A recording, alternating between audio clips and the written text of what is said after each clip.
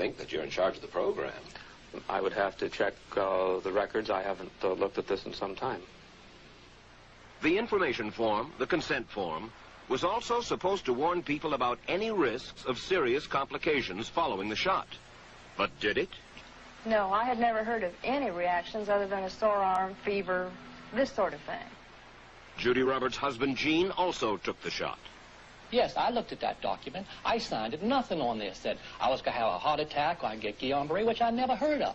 What if people from the government, from the Center for Disease Control, what if they had indeed known about it? What would be your feeling? They should have told us. Did anyone ever come to you and say, you know something, fellas? There's the possibility of neurological damage if you get into a mass immunization program? No.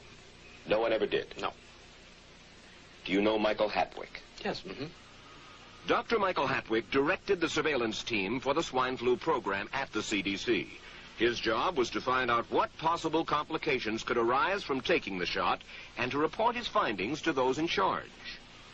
Did you know ahead of time, Dr. Hatwick, that there had been case reports of neurological disorders, neurological illness, apparently associated with the injection of influenza vaccine? Absolutely. You did? Yes. How'd you know that? By review of the literature. So you told your superiors, the men in charge of the swine flu immunization program, about the possibility of neurological disorders? Absolutely. What would you say if I told you that your superiors say that you never told them about the possibility of neurological complications? That's nonsense. I can't believe that they would say that they did not know that there were neurological illnesses associated with influenza vaccination. That simply is not true. We did know that. I've said that Dr. Hatwick had never told me of his feelings on this subject. Then he's lying.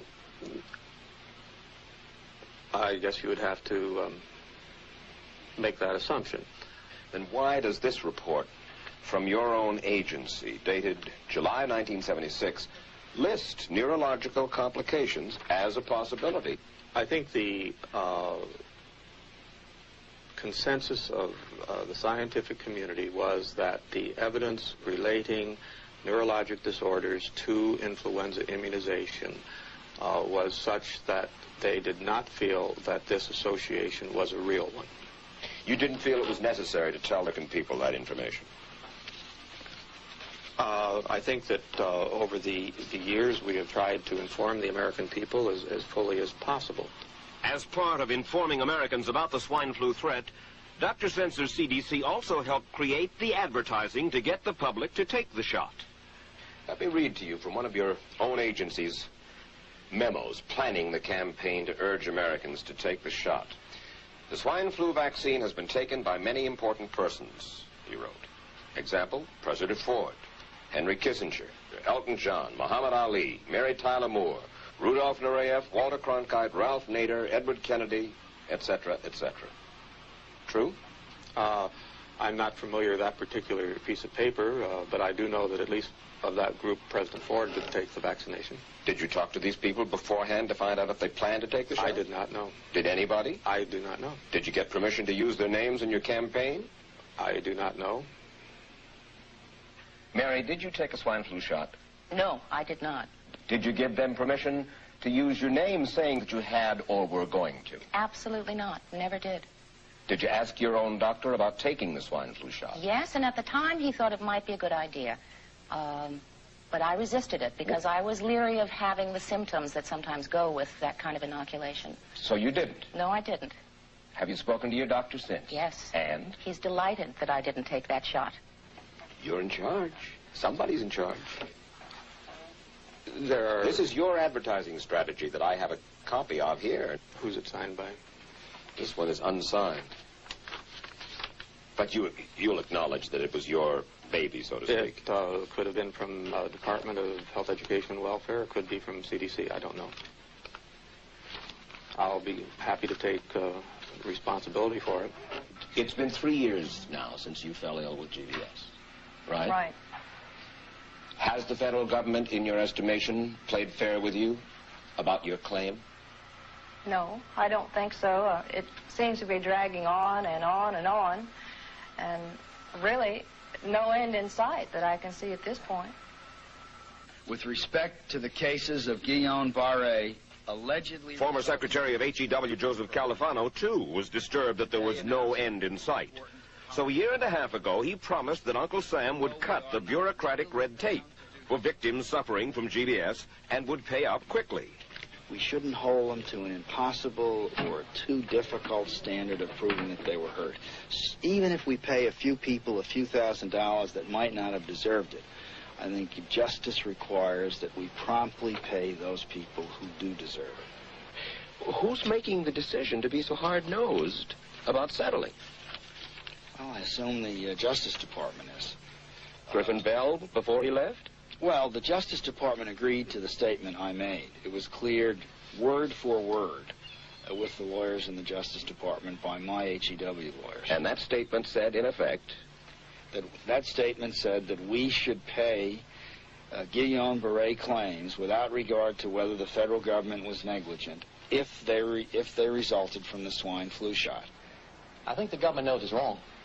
If it drags out long enough, that people will just give up. Let it go. I am a little more adamant in my thoughts than my wife is, because I told Judy to take the shot. She wasn't going to take it, and she never had shots, and I'm mad with my government because they knew the facts, but they didn't release those facts because if they had released them, the people wouldn't have taken it. And they can come out tomorrow and tell me there's going to be an epidemic, and they can drop off like flies next to me. I will not take another shot that my government tells me to take. Meantime, Judy Roberts and some 4,000 others like her are still waiting for their day in court.